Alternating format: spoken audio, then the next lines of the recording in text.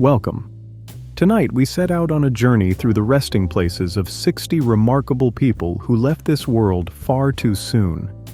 Every single one of them died before the age of 25. Some were musicians whose songs still fill our radios and streaming playlists to this day. Others were actors frozen forever in youth on the silver screen.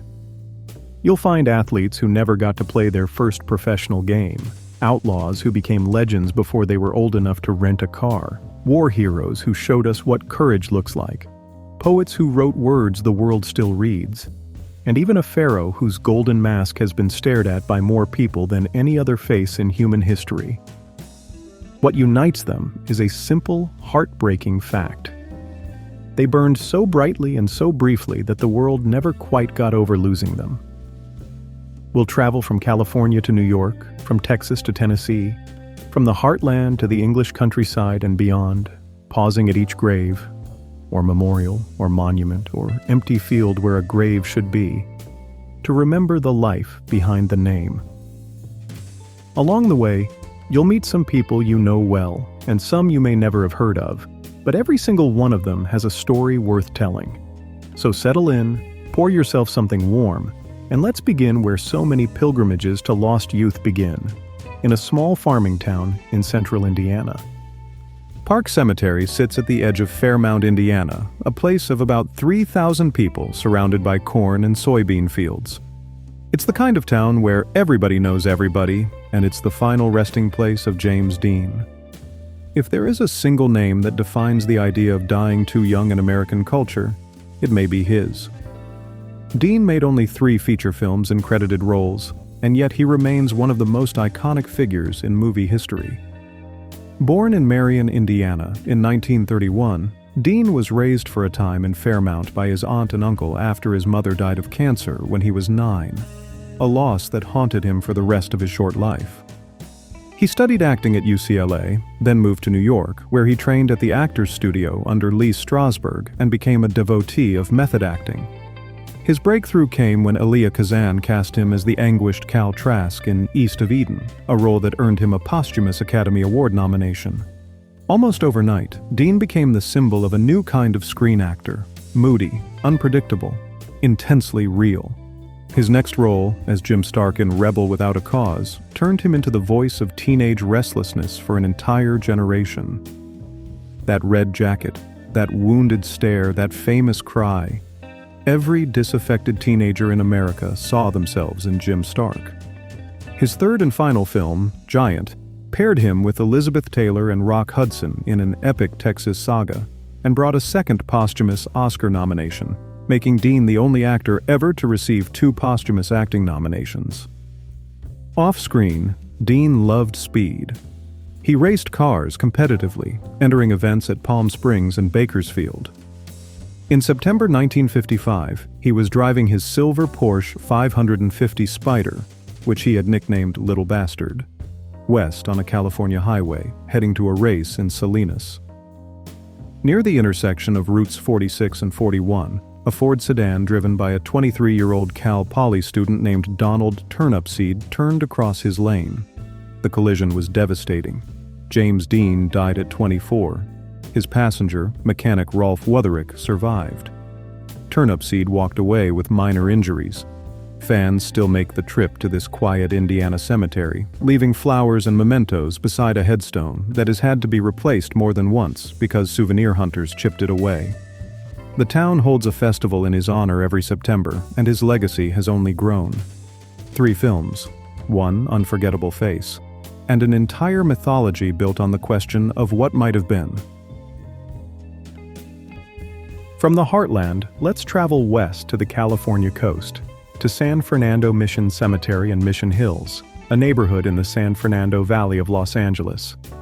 The cemetery sits adjacent to the historic Mission San Fernando Rey de España, founded in 1797 by Franciscan friars. Among its residents is a young man who changed rock and roll in the span of about 8 months. Ritchie Valens was born Richard Stephen Valenzuela in Pacoima, just a few miles from here, in 1941. His family was of Yaqui indigenous ancestry, and music was woven into the household. By high school, Ritchie was already a standout performer, catching the ear of Delphi Records owner Bob Keane, who signed him and shortened his name. Ritchie's single Donna, a sweet love song written for his high school sweetheart, climbed to number 2 on the Billboard charts. But it was the B-side that made history. La Bamba took a traditional Mexican folk song and reimagined it with a driving rock and roll beat, making Ritchie the first Latino rock star to break into the American mainstream. In January 1959, barely a year after his first recording session, Ritchie was touring the frozen Midwest with Buddy Holly and J.P. "The Big Bopper" Richardson. After a show at the Surf Ballroom in Clear Lake, Iowa, Holly chartered a small plane to escape the brutal tour bus. Ritchie won a coin toss for one of the seats. The plane crashed shortly after takeoff in the early morning hours of February 3, 1959, a date immortalized by Don McLean as "the day the music died." Ritchie Valens was 17 years old. His grave here at San Fernando Mission Cemetery bears his family name, Valenzuela. 17. Think about that. Most of us hadn't figured out who we were yet at 17. Ritchie Valens had already changed American music forever. We don't have to go far for our next stop. About 30 miles southeast in Orange County lies Forest Lawn Memorial Park in Cypress. Among the manicured lawns and gentle slopes is the grave of another rock and roll pioneer taken too young, Eddie Cochran. If the name doesn't ring a bell immediately, the songs will. Summertime Blues and Come On Everybody are two of the most exhilarating records of the late 1950s. Raw, rebellious, electric with teenage energy. Eddie was not just a performer, but a gifted studio innovator, experimenting with overdubbing and guitar techniques that were years ahead of their time. He knew Buddy Holly, Ritchie Valens, and the Big Bopper personally, and their deaths in that Iowa plane crash shook him badly.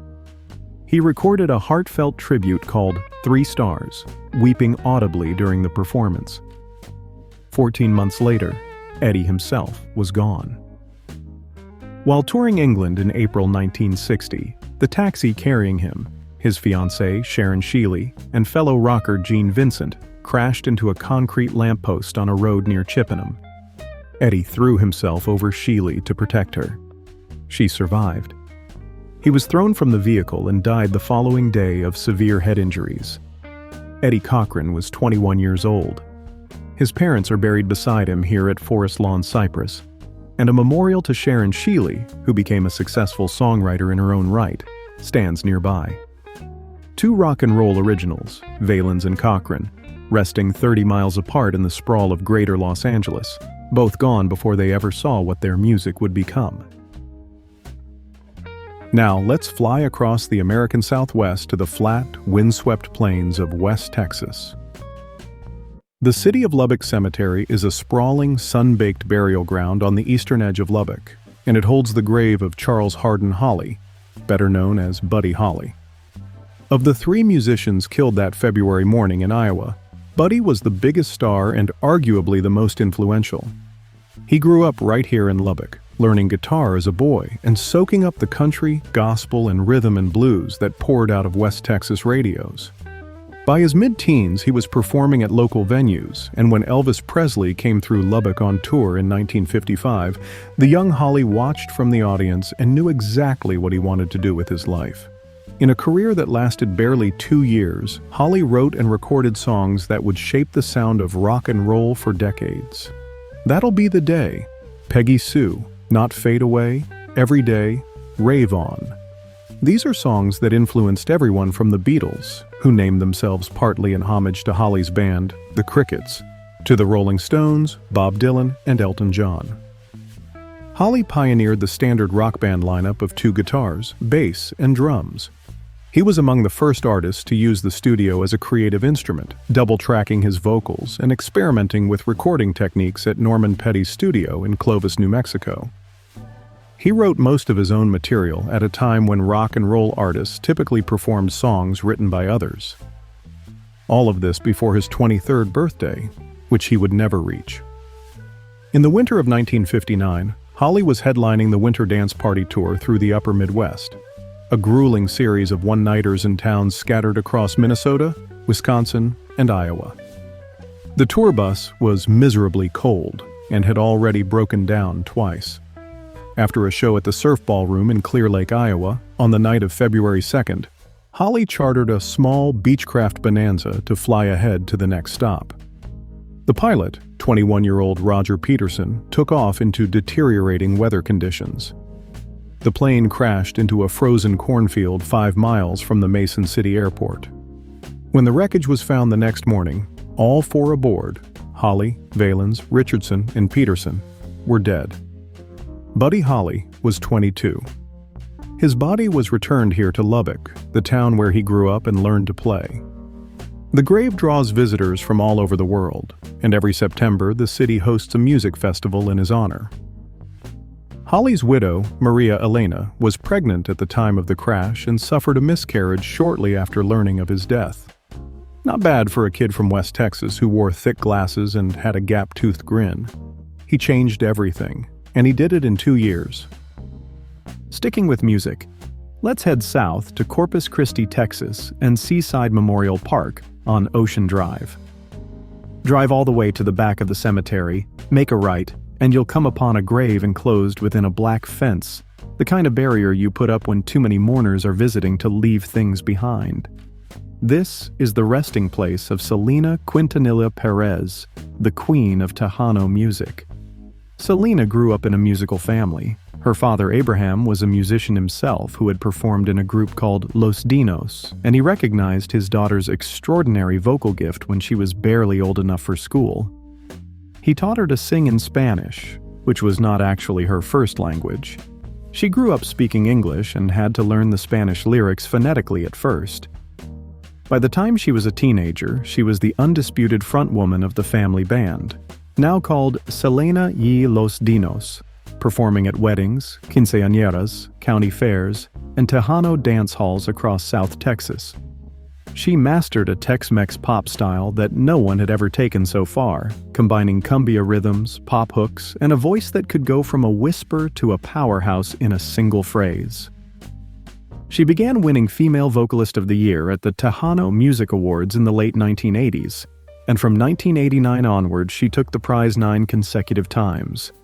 In 1992, she secretly married the band's guitarist, Chris Perez, a union her father initially opposed but eventually accepted. In 1994, she took home a Grammy Award for Best Mexican-American Album for Selena Live, becoming one of the biggest Latin music stars in the hemisphere. She also launched a clothing line and opened boutiques in Corpus Christi and San Antonio.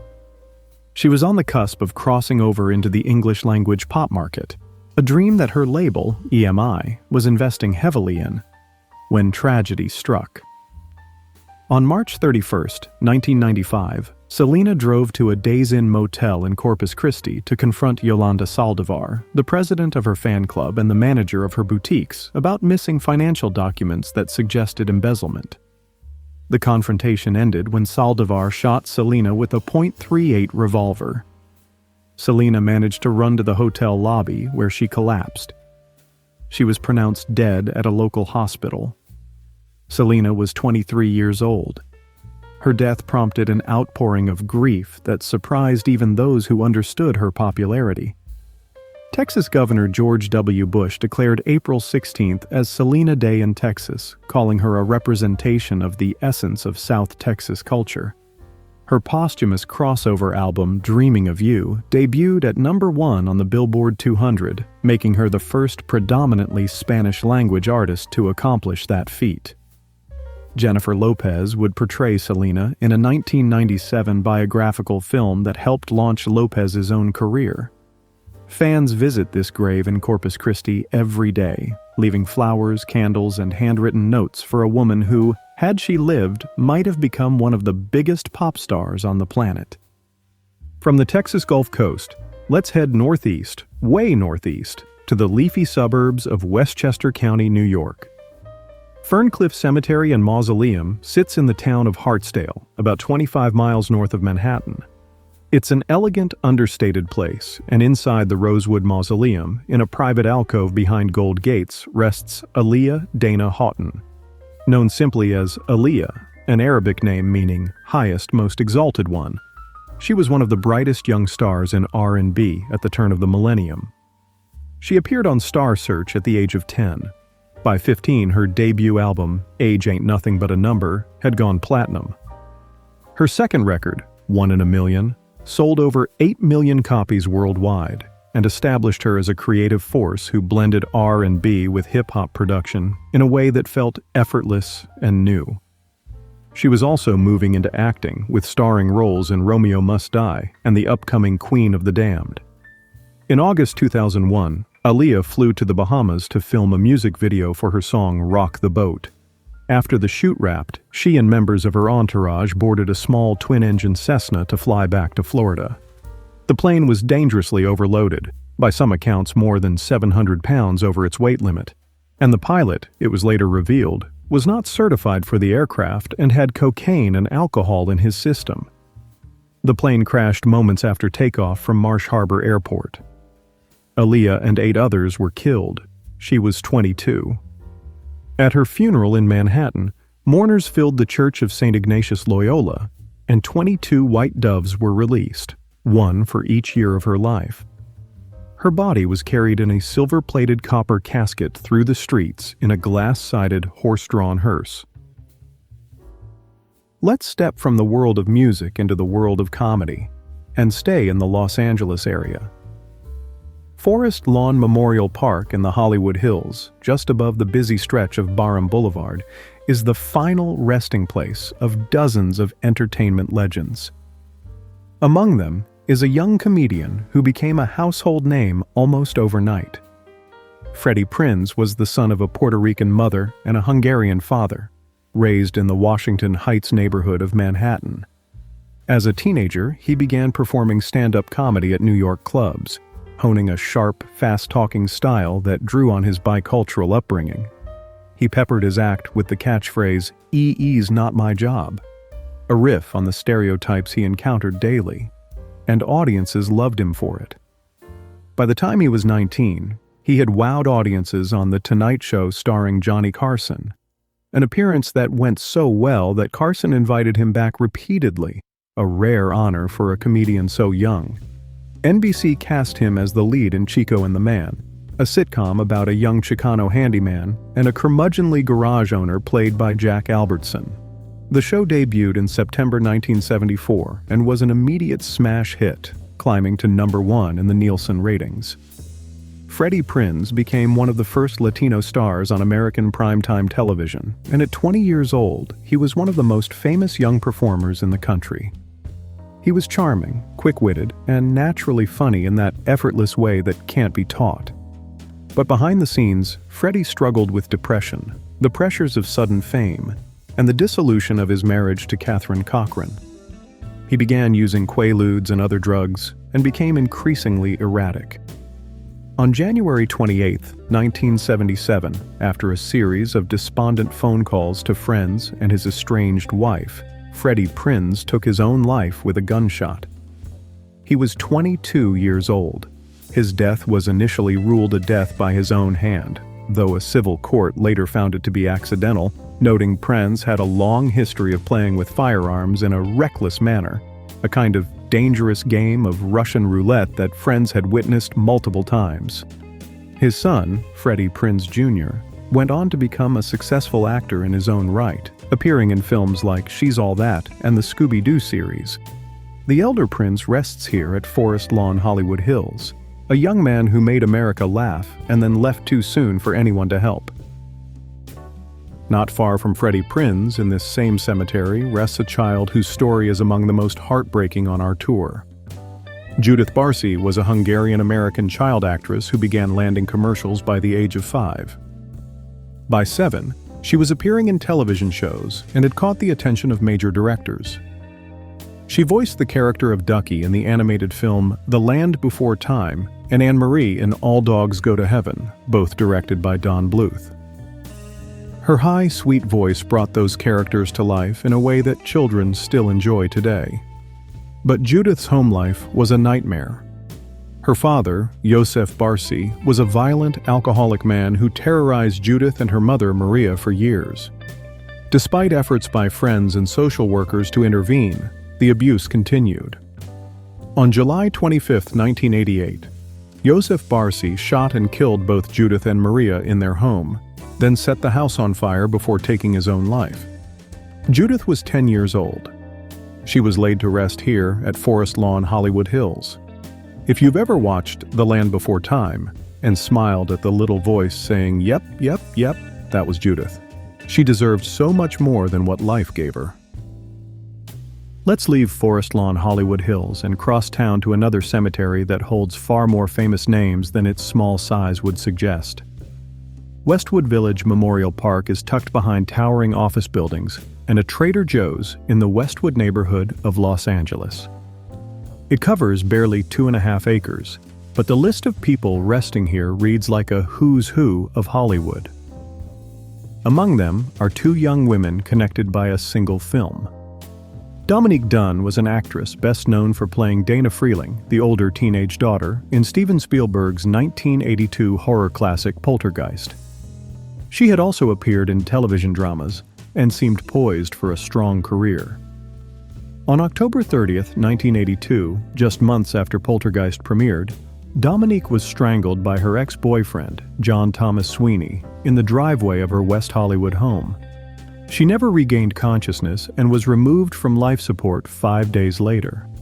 Dominique Dunne was 22. In one of the great miscarriages of justice, Sweeney was convicted only of voluntary manslaughter and served less than 4 years in prison. Dominique's father, the journalist Dominic Dunne, channeled his grief and outrage into a career covering high-profile criminal cases for Vanity Fair, becoming one of the most famous courtroom journalists in America. His first story was about the trial of his daughter's killer. A few rows away from Dominique in this same small cemetery rests another young woman taken by violence. Dorothy Stratton was a Canadian-born actress and model who was named Playboy's Playmate of the Year in 1980. She had begun transitioning from modeling to acting, landing a leading role in the comedy They All Laughed, directed by Peter Bogdanovich. Bogdanovich fell in love with her during filming, and Dorothy began a relationship with the director while still legally married to Paul Snider, the small-time promoter who had discovered her and pushed her into modeling. Snider was possessive and increasingly desperate as Dorothy pulled away from him. On August 14, 1980, he lured her to his home, where he raped and murdered her with a shotgun before turning the weapon on himself. Dorothy Stratton was 20 years old. Bogdanovich was devastated, later writing a memoir about her titled The Killing of the Unicorn. Bob Fosse's 1983 film Star 80, with Marielle Hemingway as Dorothy and Eric Roberts as Snider, told a fictionalized version of the story. Dorothy rests here at Westwood, not far from Marilyn Monroe's crypt, 2 blonde beauties whose names became synonymous with the dark side of fame. Also at Westwood, while we're here, let us pay our respects to Heather O'Rourke. She was the child actress who played Carol Ann Freeling in the Poltergeist trilogy, the same film series in which Dominique Dunne appeared. Steven Spielberg spotted the angelic-looking girl eating lunch with her mother at the MGM studio commissary in 1980 and knew immediately she was right for the part. Her delivery of the line, "They're here," became one of the most quoted phrases in horror movie history. Heather appeared in all 3 Poltergeist films and seemed destined for a long career. But she had been quietly battling a misdiagnosed intestinal condition for years. In February 1988, she suffered a bowel obstruction that led to septic shock, and she went into cardiac arrest during emergency surgery at a San Diego hospital. Heather O'Rourke was 12 years old. 3 members of the Poltergeist cast, Heather, Dominique Dunne, and actor Julian Beck, all died before the trilogy concluded, leading to widespread talk of a poltergeist curse. Heather's crypt here at Westwood is in the Sanctuary of Tenderness section of the mausoleum. 2 poltergeist actresses, both far too young, resting in the same small cemetery. It's the kind of coincidence that feels like something out of a horror movie itself. From the cozy confines of Westwood, let's take a different kind of journey. Back in time, all the way to the 15th century, and across the Atlantic to the city of Rouen in northern France. No grave survives for our next subject, because her captors made sure of that. Joan of Arc was a teenage peasant girl from the village of Domremy, who claimed to hear the voices of saints urging her to help the French king Charles VII reclaim his throne during the 100 Years' War. At 17, she convinced a garrison commander to let her travel to the royal court, and somehow this illiterate farm girl persuaded the Dauphin to give her command of troops. She led the French army to a series of stunning victories, most notably the lifting of the English siege of Orleans in 1429. She became the most famous woman in Europe, but in 1430 she was captured by Burgundian forces allied with England, tried for heresy in an ecclesiastical court, and on May 30th, 1431, burned at the stake in the marketplace of Rouen. Joan of Arc was 19 years old. Her ashes were scattered in the Seine River to prevent any relic worship. 25 years later, the church reopened her case and declared her innocent. In 1920, she was canonized as a saint. No grave to visit, but the old marketplace in Rouen, now the site of the Church of St. Joan of Arc, stands as her memorial. A teenager who changed the course of European history and paid for it with her life. From medieval France, let's sail back across the Atlantic and forward a couple of centuries to the cobblestone streets of Lower Manhattan. Trinity Church Cemetery, at the head of Wall Street, is one of the oldest burial grounds in New York City. Among its weather-worn headstones is the grave of Philip Hamilton, the eldest son of Alexander Hamilton, the nation's first Secretary of the Treasury. If you've seen the musical Hamilton, you know this story. Philip was a bright, promising young man who attended Columbia College, then called King's College, and idolized his father. In November 1801, Philip confronted a lawyer named George Eaker who had made disparaging public remarks about Alexander Hamilton. The confrontation escalated into a duel, held on the same heights of Weehawken, New Jersey, that would later claim his father's life. Philip Hamilton was struck by Eaker's bullet and mortally wounded. He died the following day in his parents' arms. He was 19 years old. The grief nearly destroyed Alexander and Eliza Hamilton, and some historians believe it contributed to Alexander's own fatalistic approach to his duel with Aaron Burr 3 years later. Philip's grave here at Trinity is easy to miss amid the centuries-old markers, but for anyone who has seen the musical, the inscription is a punch to the gut. Staying with American history, let's travel to the birthplace of American independence, or rather to the story of a young patriot who gave everything for it. Nathan Hale was a 21-year-old schoolteacher from Connecticut who volunteered to spy on British positions on Long Island during the early days of the Revolutionary War. He disguised himself as a Dutch schoolmaster and crossed behind British lines. He was caught, and on September 22, 1776, the British hanged him without a trial. According to tradition, his last words were, "I only regret that I have but one life to lose for my country," though historians debate whether he actually said those exact words. What's certain is that Nathan Hale became America's first famous spy and a symbol of selfless patriotism. His body was buried near the site of his execution in what is now Midtown Manhattan, but the exact location has been lost to centuries of urban development. A statue of Hale stands outside CIA headquarters in Langley, Virginia, and another marks his supposed execution site near the corner of 66th Street and 3rd Avenue in Manhattan. No confirmed grave, but the legend endures. Now let's move to a story from a very different chapter of American history, one that still reverberates today. Burr Oak Cemetery in Alsip, Illinois, a working-class suburb south of Chicago, is the resting place of Emmett Till. In the summer of 1955, 14-year-old Emmett traveled from his home on Chicago's South Side to visit relatives in Money, Mississippi. Emmett was a lively, outgoing boy who loved baseball and practical jokes. He had grown up in Chicago, where racial segregation existed, but not in the violently enforced manner of the Deep South.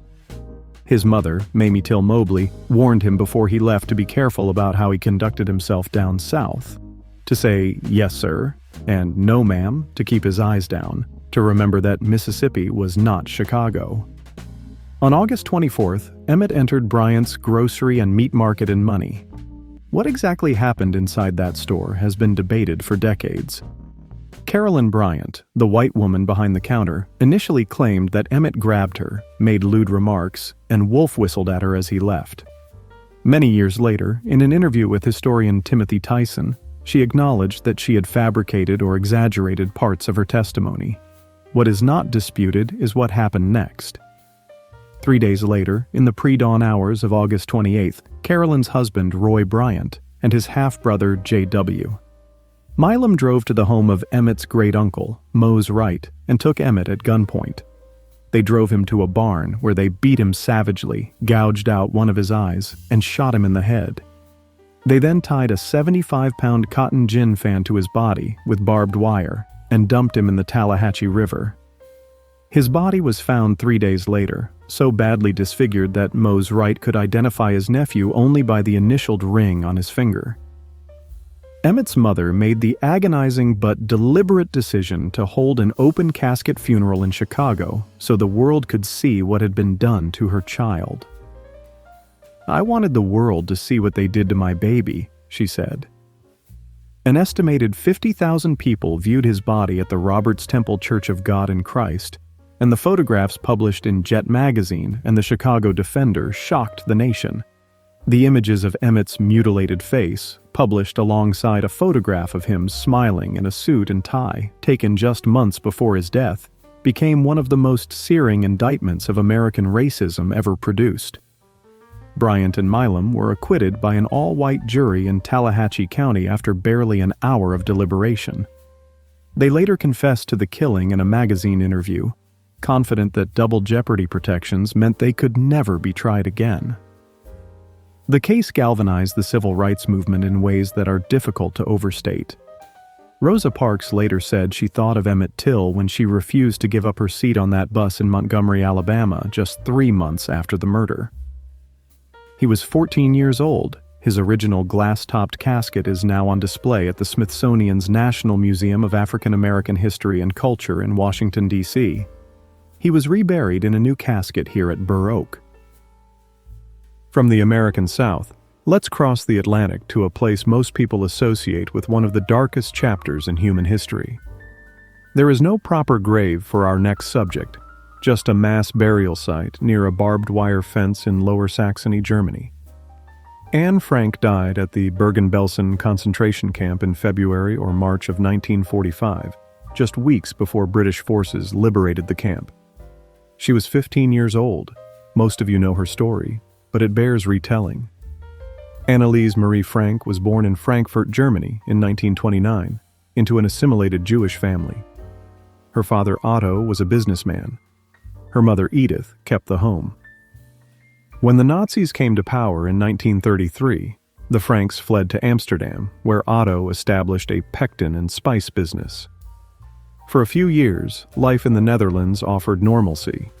Anne attended school, made friends, and was known as a talkative, vivacious girl who loved movies and movie stars. She pasted photographs of Greta Garbo, Ray Milland, and other Hollywood stars on her bedroom wall. Then, in May 1940, Germany invaded the Netherlands, and the noose began to tighten. Jewish children were expelled from public schools. Jews were required to wear yellow stars. Businesses were confiscated. When Anne's older sister Margot received a call-up notice to report to a labor camp in July 1942, Otto Frank put into motion a plan he had been quietly preparing for months. The family went into hiding in a secret annex, a set of concealed rooms behind a movable bookcase at the back of Otto's office building at 263 Prinsengracht. They were joined by 4 other Jews. For more than 2 years, the 8 inhabitants of the annex lived in near total silence during the day, relying on a handful of trusted employees to bring them food and news. During that time, Anne kept a diary, a vivid, intelligent, deeply human document that captured both the terror of hiding and the ordinary struggles of a teenage girl.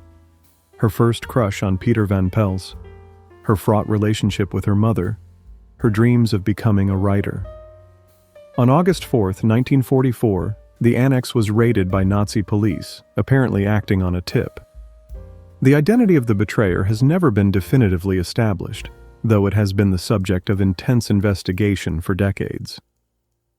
Anne and the other occupants were arrested and transported first to the Westerbork transit camp, then to Auschwitz-Birkenau.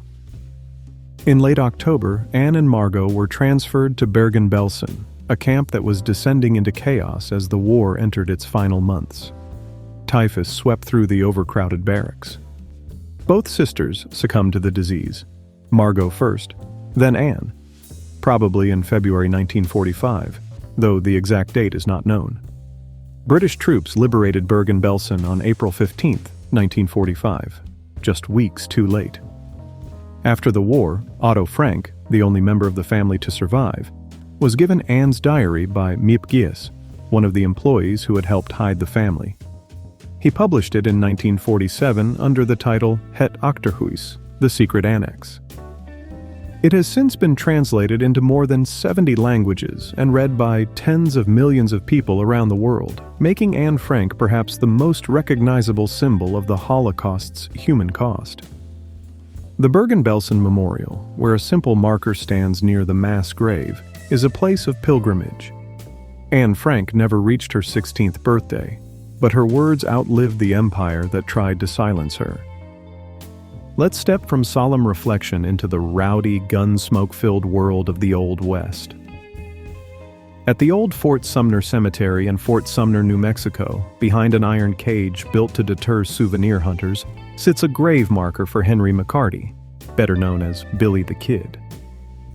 The cage is necessary because the marker has been stolen 3 times over the years, in 1950, 1981, and most recently in some disputed incidents involving attempts to chip away pieces as keepsakes.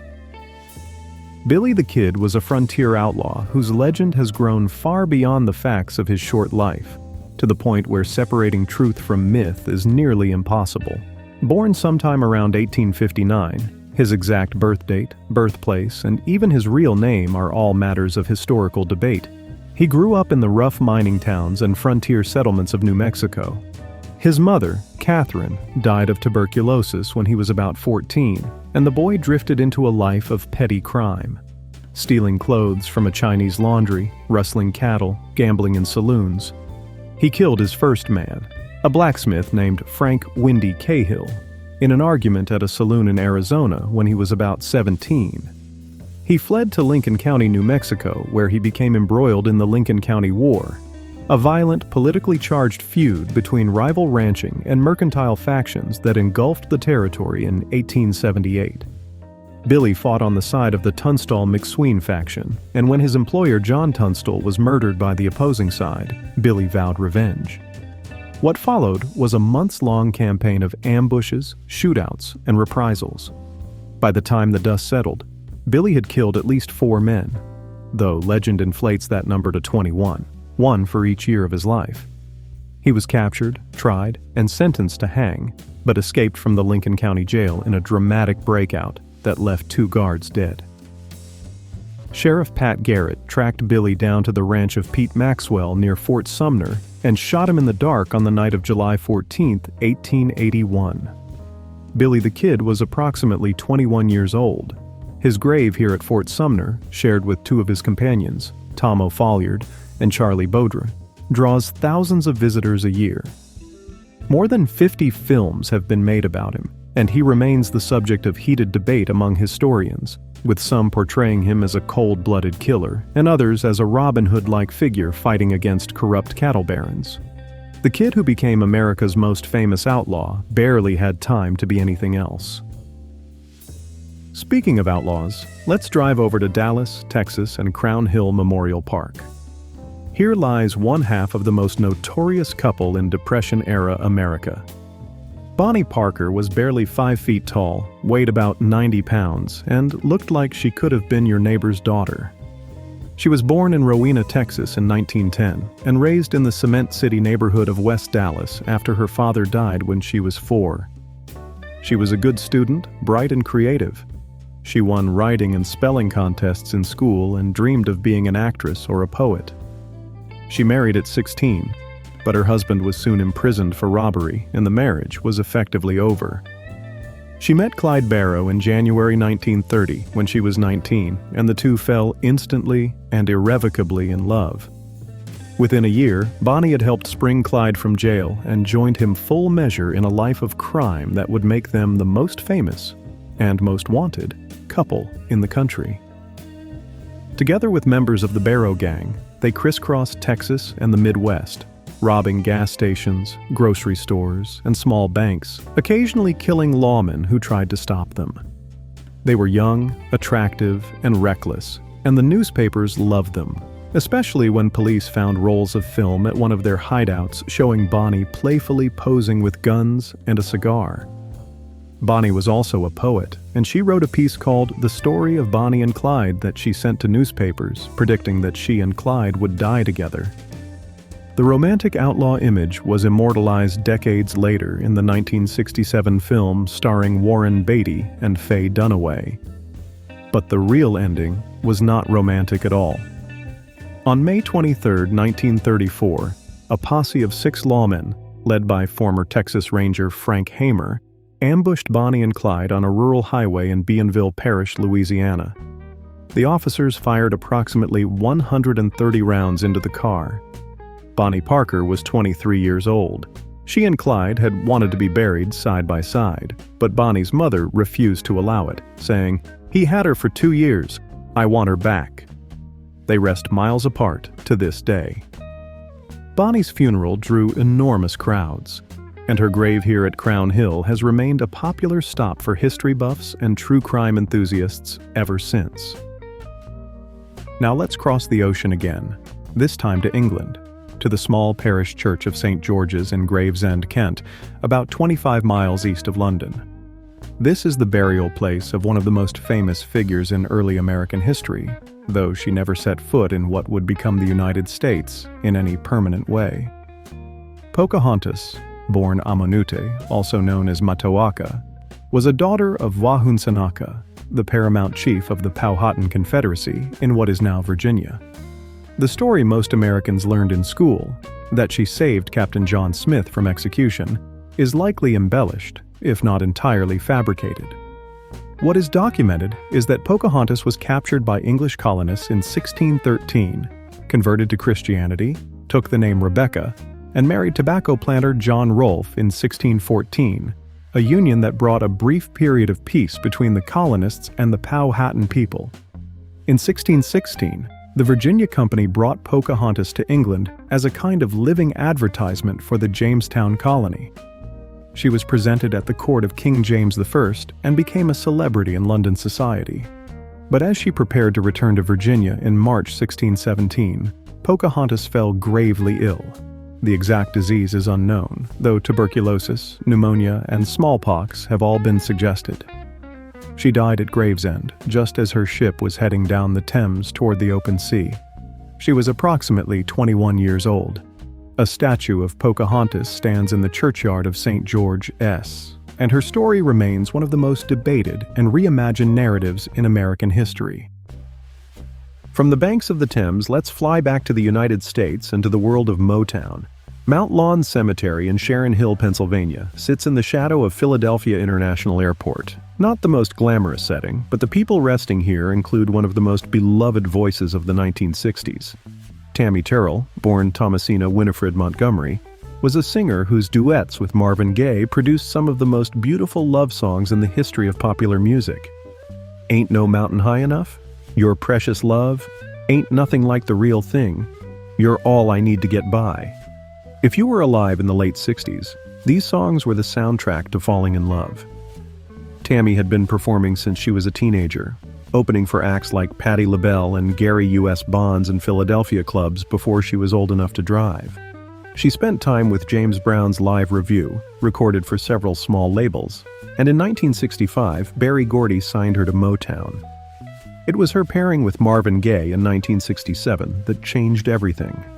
Working with the brilliant songwriting team of Nicholas Ashford and Valerie Simpson, the two created a chemistry that was electric, Tammy's spirited, joyful energy drawing the shy, reserved Gaye out of his shell.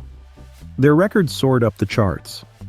Then, on October 14, 1967, While performing Your Precious Love with Gay at Hampton-Sydney College in Virginia, Tammy collapsed into Marvin's arms on stage.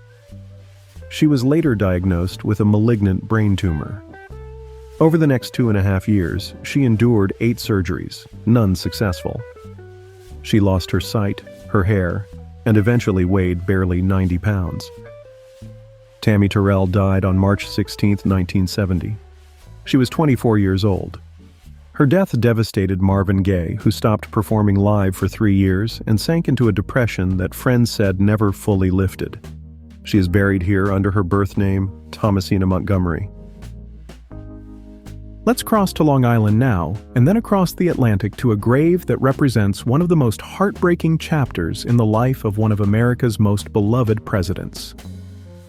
Quentin Roosevelt was the youngest son of Theodore Roosevelt, a rambunctious, fearless boy who, along with his siblings, turned the White House into something resembling a zoo. The Roosevelt children kept snakes, a badger, a one-legged rooster, and a pony named Algonquin that the boys once smuggled into the White House elevator to cheer up a sick brother. Quentin was often the ringleader of the chaos, and his father adored him for it.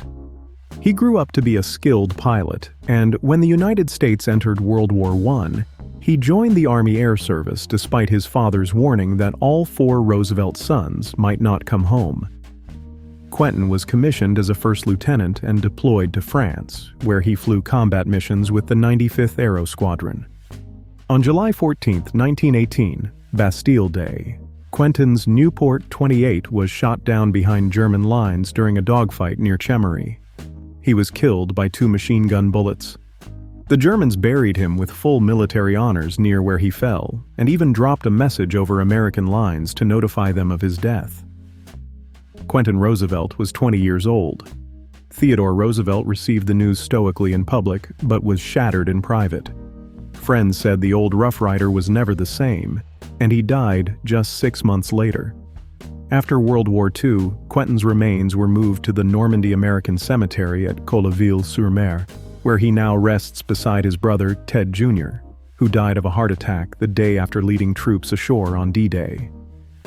The 2 Roosevelt brothers lie side by side among the white crosses overlooking Omaha Beach, a father's worst fear made real and then doubled. From the battlefields of France, let's travel to a quiet English churchyard that holds a connection to one of the most watched moments in American television history. In the churchyard of Holyrood Church in Scopwick, Lincolnshire, lies Pilot Officer John Gillespie McGee Jr. If his name doesn't ring a bell, his words almost certainly will. McGee was a 19-year-old American-born fighter pilot serving with the Royal Canadian Air Force. In September 1941, after climbing to over 30,000 feet in his Spitfire Mark I over the English countryside, he was so moved by the experience of flight at that altitude that he composed a sonnet on the back of a letter to his parents. The poem was called High Flight, and its opening lines have become some of the most famous in the English language. If those lines sound familiar, it may be because President Reagan quoted them in his address to the nation after the Space Shuttle Challenger disaster in January 1986, closing his remarks with the poem's final words. McGee was the son of an American father and a British mother, both missionaries, and he had spent part of his childhood in China before attending school in England and then rugby school. He enlisted in the RCAF in late 1940, eager to fight the Nazis before America entered the war. He flew combat sweeps over occupied France and acquitted himself well. On December 11, 1941, just 3 days after Pearl Harbor, McGee was killed when his Spitfire collided with an Oxford trainer aircraft during a training exercise in the clouds over Lincolnshire. He was 19 years old. One poem, 19 years, and a permanent place in the memory of every American who watched a president grieve on television. Let's shift from the world of war to the world of extreme wealth and privilege, and to a tiny Greek island in the Ionian Sea. Scorpios was purchased by Aristotle Onassis, the Greek shipping magnate, in 1963. It became the most exclusive private retreat on Earth, the place where Onassis married Jacqueline Kennedy in 1968. In a small family cemetery on the island rests Alexander Onassis, Aristotle's only son and the heir to one of the largest fortunes in the world. Alexander grew up amid staggering luxury: yachts, private planes, mansions in Athens, Paris, and Monte Carlo. He shared his father's passion for aviation and became an accomplished pilot. Despite the privilege, Alexander had a complicated relationship with his father, particularly over Aristotle's marriage to Jackie Kennedy, which he bitterly opposed. On January 22, 1973, Alexander was piloting a Piaggio amphibious aircraft during a short flight from Athens Airport. The plane banked sharply after takeoff and crashed onto the runway. Alexander suffered catastrophic brain injuries and never regained consciousness. He died the following day at a hospital in Athens. Alexander Onassis was 24 years old. His death utterly destroyed Aristotle Onassis, who was heard to cry, "Nothing matters anymore." The elder Onassis died just 2 years later, widely described by those close to him as a broken man. The fortune that seemed invincible passed to Alexander's sister Christina, who herself died at just 37, a dynasty brought to its knees by a short flight on a winter afternoon. From Greece, let's return to the United States and to a story from the Vietnam era that went largely unrecognized for decades. In Goldsboro, North Carolina, rests Private First Class Dan Bullock, the youngest American service member killed in the Vietnam War. Bullock was born and raised in Goldsboro until the death of his mother, when, at about age 12, he moved to Brooklyn, New York, to live with relatives. He was a quiet, determined boy who idolized family members who had served in the military. At just 14 years old, he altered his birth certificate to make himself appear old enough to enlist, and he was accepted into the United States Marine Corps. Nobody caught the deception. After basic training, Bullock was shipped to Vietnam in May 1969. He was assigned to a compound near An Hoa in Quang Nam Province. On June 7, 1969, barely 3 weeks after arriving in country, a Viet Cong sapper unit attacked his compound in the pre-dawn darkness, breaching the perimeter with explosives. PFC Dan Bullock was killed in the assault. He was 15 years old. His story went largely unrecognized for decades, overshadowed by the broader tragedy of the war itself. It was not until researchers and journalists began investigating claims about the youngest casualties that Bullock's extraordinary youth was confirmed. In 2003, the city of New York renamed a stretch of a Brooklyn street in his honor. A boy who was too young to drive, too young to vote, too young even to legally enlist, but not in the eyes of the Marine Corps that accepted his forged papers, too young to die in a rice paddy on the other side of the world. Let's leave the military stories behind for now and head to the rolling hills of central Georgia, to one of the most atmospheric cemeteries in the American South. Rose Hill Cemetery in Macon sits along the bluffs above the Ocmulgee River, its Victorian monuments shaded by magnolias and live oaks. Two graves here, close together, tell a story of extraordinary musical talent and eerie coincidence. Duane Allman was the founding guitarist of the Allman Brothers Band, a group that virtually invented Southern rock. His slide guitar work on the band's live album at Fillmore East is considered some of the finest electric guitar playing ever recorded. Eric Clapton, no slouch himself, called Duane the best guitar player he ever heard and invited him to play on the sessions that produced the classic album Layla and Other Assorted Love Songs. On October 29, 1971, Duane was riding his motorcycle down a Macon street when he swerved to avoid a flatbed truck and lost control. He was thrown from the bike and died of his injuries. Duane Allman was 24 years old. Just a few plots away from Duane at Rose Hill Cemetery lies Barry Oakley, the Allman Brothers Band's bassist. Barry was the musical anchor of the group, his melodic bass lines intertwining with the dual guitar attack of Duane and Dickie Betts to create something truly original. After Duane's death, Barry struggled with grief and substance abuse, but continued to perform with the band. On November 11, 1972, almost exactly 1 year and 2 weeks after Duane's fatal crash, Barry Oakley was riding his motorcycle in Macon when he collided with a city bus at an intersection reportedly just a few blocks from the spot where Dwayne had crashed. He suffered a fractured skull and died that afternoon. Barry Oakley was 24 years old, two founding members of one of America's greatest rock bands, both killed in motorcycle accidents in the same small Georgia city, both dead at 24, buried side by side at Rose Hill. It's the kind of parallel that you wouldn't believe in a novel. Let's head northeast now, across the Atlantic once more, to the industrial town of Macclesfield in Cheshire, England. Macclesfield Cemetery holds the remains of Ian Curtis, the lead singer and lyricist of Joy Division, a band that, in barely 2 years of recording, created a sound so distinctive and influential that its echoes can still be heard in rock music today. Curtis's deep, haunted baritone and intensely personal lyrics, layered over the band's sparse, driving post-punk arrangements, produced songs like Love Will Tear Us Apart, Atmosphere, and Disorder that sound as powerful now as they did in 1979. Curtis suffered from epilepsy, which worsened as the band's touring schedule intensified, and he battled severe depression.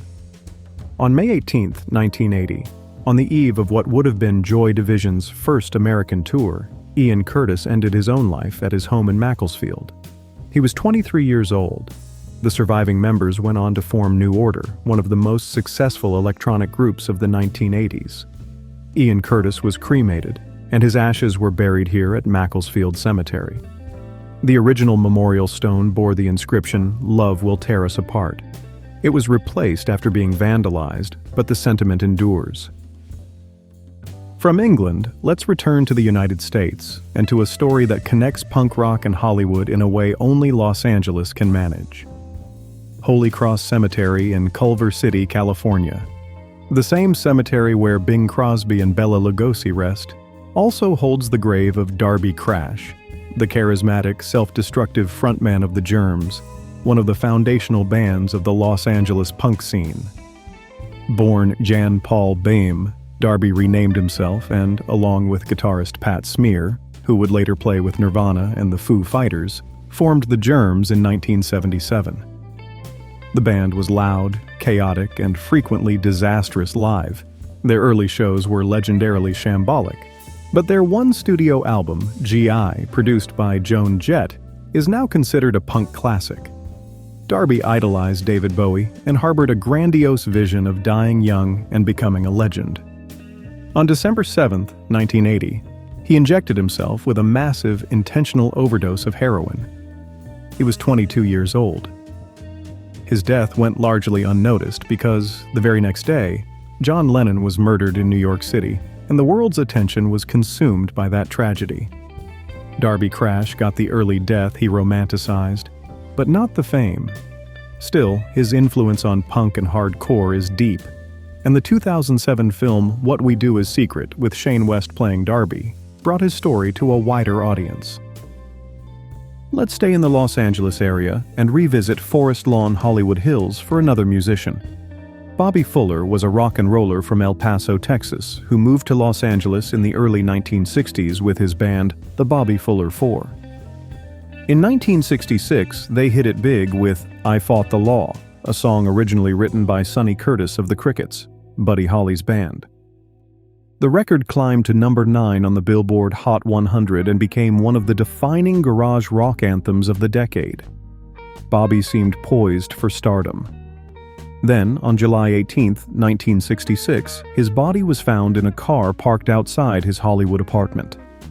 He was drenched in gasoline, and the official cause of death was listed as asphyxia due to inhalation of gasoline. The Los Angeles Police Department initially investigated the death but quickly changed the ruling and closed the case, leaving behind a tangle of conspiracy theories. Some believe it was connected to organized crime. Others suspect foul play related to music industry disputes. Bobby Fuller was 23 years old. The mystery of his death has never been solved, making him one of rock and roll's most enduring enigmas. He rests here at Forest Lawn Hollywood Hills, the man who fought the law and lost in more ways than one. Now let's take a sharp turn from music to sport. We're heading to Elmira, New York, a small city near the Pennsylvania border in the southern tier, and Woodlawn Cemetery. This is the resting place of Ernie Davis, a name that every football fan should know. Davis grew up in Uniontown, Pennsylvania, and later in Elmira, where he became a three-sport star at Elmira Free Academy. He chose Syracuse University over dozens of offers, partly because of the trailblazing example set by another Syracuse running back, Jim Brown, who had graduated a few years earlier. Davis didn't disappoint. He rushed for over 2,000 yards in his college career, led Syracuse to a national championship in 1959 as a sophomore, and in 1961 became the first African American to win the Heisman Trophy. He wore the number 44, the same number Brown had made famous, and the two remain the most celebrated players in Syracuse football history. The Cleveland Browns drafted Davis in 1962, and head coach Paul Brown was so excited about the prospect of teaming him with Jim Brown in the same backfield that he traded star running back Bobby Mitchell to the Washington Redskins to clear a roster spot. The future seemed limitless. But during routine blood work before the college All-Star game in August 1962, Davis was diagnosed with acute monocytic leukemia. He never played a single professional game. Despite experimental treatments, including a blood transfusion from Jim Brown himself, the disease progressed rapidly. Ernie Davis died on May 18, 1963, at Strong Memorial Hospital in Rochester, New York. He was 23 years old.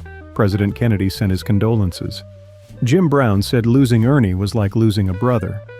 The city of Elmira named a middle school after him, and Syracuse retired his number 44. The 2008 film The Express told Davis's story, with Rob Brown in the title role and Dennis Quaid as coach Ben Schwartzwalder. Davis is buried here at Woodlawn Cemetery in Elmira, not far from where another famous American, Mark Twain, also rests. A young man who broke barriers with grace and dignity, and whose greatest achievements may have been the ones we never got to see. From upstate New York, let's head to the Washington, D.C. area. Lincoln Memorial Cemetery in Suitland, Maryland, just outside the capital, holds the grave of a young man whose death sent shockwaves through the world of professional sports and reshaped American drug policy in ways we still live with today.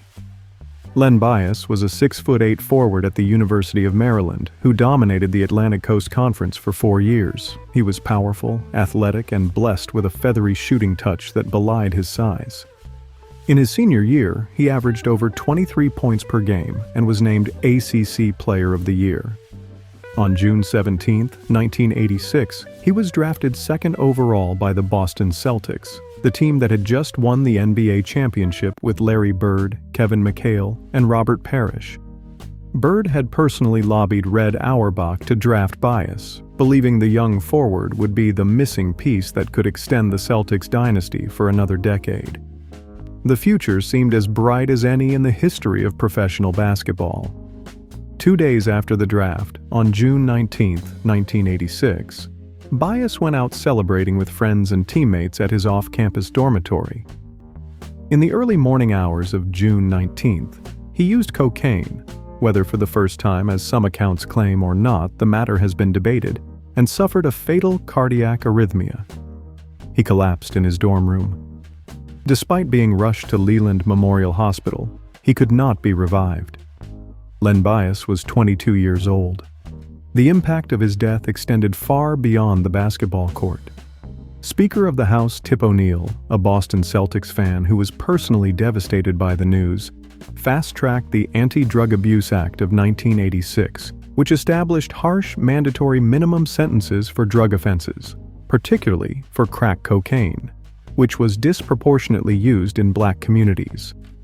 Those sentencing disparities would become one of the most controversial aspects of the American criminal justice system for decades. The Celtics, meanwhile, never found a replacement for the player who was supposed to carry the franchise into the 1990s. Some sports historians argue that the trajectory of the entire NBA, including the rise of Michael Jordan's Chicago Bulls dynasty, was altered by one night of celebration gone wrong. Len Bias rests here at Lincoln Memorial Cemetery in Suitland, a monument to squandered potential on a scale that is almost impossible to comprehend. another athlete whose death on the playing field itself shocked the sports world rests at Inglewood Park Cemetery in Inglewood, California. Hank Gathers was a beloved basketball star at Loyola Marymount University in Los Angeles. A dynamic, powerful forward who, along with his childhood best friend Bo Kimble, had transferred from the University of Southern California to play for coach Paul Westhead and his revolutionary fast break system. Gathers thrived in that system. During the 1988-89 season, he led the entire nation in both scoring and rebounding, averaging over 32 points and nearly 14 rebounds per game, becoming the first player to accomplish that double since Xavier McDaniel in 1985. He was considered a likely NBA lottery pick, and scouts were drooling over his combination of power, athleticism, and relentless energy. But in December 1989, Gathers collapsed during a game. He was diagnosed with an abnormal heart rhythm and prescribed medication that he reportedly disliked because it made him feel sluggish and affected his performance. There is still debate about whether the dosage was properly managed. On March 4, 1990, during a game in the semifinals of the West Coast Conference Tournament against Portland, Gathers threw down a thunderous alley-oop dunk, jogged back up the court, and then collapsed near mid-court. Despite immediate medical attention, including the use of a defibrillator, he could not be revived. He died of hypertrophic cardiomyopathy, a thickening of the heart muscle. Hank Gathers was 23 years old. In the NCAA tournament games that followed, his teammate and lifelong friend Bo Kimble honored him by shooting his first free throw of every game left-handed. Gathers had been left-handed, a tribute that remains one of the most poignant gestures in college sports history. Loyola Marymount went on a remarkable tournament run, reaching the Elite Eight before falling to eventual champion UNLV, and the team dedicated every game to Hank's memory. Let's move from sport to military history now, and to a memorial in Waco, Texas. Doris "Dory" Miller was a mess attendant second class aboard the battleship USS West Virginia at Pearl Harbor on December 7, 1941, the day that would live in infamy. Miller had grown up in Waco, the son of sharecroppers. He was a big man, 6'3" and over 200 pounds, and had been a fullback on his high school football team before enlisting in the Navy in 1939. But in the segregated Navy of that era, black sailors were limited to service roles: cooking, cleaning, doing laundry. They were not trained in weapons or gunnery. When Japanese torpedoes struck the West Virginia that Sunday morning, Miller was below decks collecting laundry. He rushed to the deck and found chaos and carnage. His first act was to carry the ship's mortally wounded captain, Mervyn Bennion, to a more sheltered position. Then, with no training whatsoever, Miller took control of an unmanned .50 caliber Browning anti-aircraft machine gun and began firing at incoming Japanese planes. He is credited with shooting down at least one and possibly as many as 3 enemy aircraft, though the exact number has never been confirmed amid the confusion of battle. For his actions, Miller was awarded the Navy Cross by Admiral Chester Nimitz, becoming the first African American to receive the honor. The Navy used his image in recruiting posters, and he became a hero to black Americans during a time of rigid segregation in the armed forces. His example helped build the case, made forcefully by civil rights leaders and the black press, that African Americans deserve the right to serve in combat roles. Miller continued to serve in the Navy, and on November 24, 1943, the escort carrier USS Liscombe Bay, on which Miller was serving, was torpedoed by a Japanese submarine during the Battle of Macon Atoll near the Gilbert Islands. The torpedo detonated the ship's bomb magazine, causing a catastrophic explosion. The ship sank in less than 23 minutes. Dory Miller was among the 646 men lost. His body was never recovered. He was 24 years old. The memorial in Waco, his hometown, honors a man who proved that heroism knows no color at a time when his own country told him otherwise. In 2020, the United States Navy named a new Gerald R. Ford-class aircraft carrier the USS Doris Miller, making it the first carrier named after an enlisted sailor and the first named after an African American. While we're on the subject of soldiers and sacrifice, Let's visit Woodmere Cemetery in Detroit, Michigan. Buried here in a previously unmarked grave, his headstone added only decades after his death, is Private Eddie Slovic, the last American soldier executed for desertion since the Civil War. Slovic grew up poor in Depression-era Detroit, fell into petty crime as a teenager, and served time in a reformatory for breaking and entering and petty theft. His criminal record might have kept him out of the Army, but by 1944, the need for manpower was desperate, and Slovic was drafted. He was shipped to France as a replacement soldier assigned to the 28th Infantry Division, which was fighting in the Hurtgen Forest, one of the bloodiest and most terrifying campaigns of the European theater. On his first day near the front, Slovic and a companion became separated from their unit during an artillery barrage. They fell in with a Canadian unit and stayed with them for weeks. When Slovic finally returned to his division, he told his commanding officer that he was too afraid to serve in a rifle company. He wrote a confession stating plainly that he had deserted and would desert again if sent to the front. He apparently believed he would simply be imprisoned, as the vast majority of deserters were. Instead, the Army decided to make an example. Slovic was tried by general court-martial, convicted of desertion, and sentenced to death. His appeals were denied all the way up to General Eisenhower himself, who approved the sentence.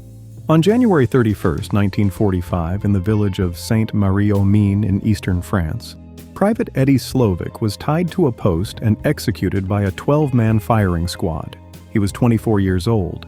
Over 21,000 American soldiers deserted during World War II. 49 were sentenced to death. Eddie Slovic was the only one whose sentence was actually carried out, largely because his prior criminal record made him an unsympathetic figure, and because military leaders wanted to send a message to troops who might be considering desertion during the final push into Germany. His story was largely forgotten until journalist William Bradford Huey published The Execution of Private Slovic in 1954, which became a bestseller. Martin Sheen portrayed him in a 1974 television film that reignited the debate. For decades, Slovic's body remained buried in a military cemetery in France alongside other executed soldiers, in a section deliberately kept separate from the honored dead. In 1987, after years of tireless campaigning by his widow Antoinette, who never remarried and spent her adult life trying to clear her husband's name, his remains were returned to the United States and reburied here at Woodmere Cemetery beside his wife. Antoinette died just a year later, in 1988. It's a complicated story. Desertion in wartime is a serious offense, but Slovic was the only one of tens of thousands of deserters who was actually put to death. And the question of why him, and only him, has haunted military historians ever since. Let's shift to an entirely different kind of story. We're going to Springfield, Illinois, and Oak Ridge Cemetery, the resting place of Abraham Lincoln. But we're not here for the president today. We're here for his son. William Wallace Lincoln, called Willie by his family, was the third of Abraham and Mary Todd Lincoln's 4 sons and, by most accounts, his father's favorite. Willie was bright, cheerful, and sociable, with an easy charm and a love of books that reminded many visitors of his father. He and his younger brother Tad were notorious for turning the White House into their personal playground. They would burst into cabinet meetings, ride a pony through the halls, and generally make life impossible for the staff. Abraham Lincoln adored it. He was an indulgent father who found respite from the crushing burdens of the Civil War in the laughter of his boys. In February 1862, both Willie and Tad fell ill with what was likely typhoid fever, probably contracted from contaminated water that fed into the White House from the nearby Potomac River. The city's water supply was notoriously polluted by Army encampments upstream. Tad slowly recovered. Willie did not. He died on February 20th, 1862, in the White House. He was 11 years old. Abraham Lincoln was devastated, reportedly returning to Willie's body more than once after death to gaze at his face, and telling an aide, "My poor boy, he was too good for this earth." Mary Todd Lincoln's grief was so consuming that she never again entered the room where Willie died, and she would never again set foot in the green room where his body had been embalmed. Some historians believe that the depth of her mourning contributed to the mental health struggles that plagued her for the rest of her life. Willie was initially interred in a borrowed crypt in Washington before his body was brought here to Springfield and placed in the Lincoln family tomb, where he rests beside his father, mother, and brothers, Edward and Thomas. From the Lincoln tomb, let's head to a story from the other side of the world, one that took place more than 3,000 years ago. In Egypt's Valley of the Kings, carved into limestone cliffs on the west bank of the Nile near modern-day Luxor, lies the tomb of Tutankhamun, the boy king. Tutankhamun became pharaoh around the age of 9 or 10, circa 1332 BC, during one of the most turbulent periods in Egyptian history. His father, Akhenaten, had upended centuries of tradition by replacing the traditional Egyptian pantheon with worship of a single sun god, the Aten, an experiment that alienated the powerful priestly class. When the boy king took the throne, his advisors worked to undo those changes, restoring the old temples and moving the capital back to Thebes. Tutankhamun's own role in these decisions was likely minimal. He was, after all, a child. His reign lasted about a decade, during which Egypt slowly returned to normalcy. He died around the age of 19. The exact cause of his death has been debated for decades.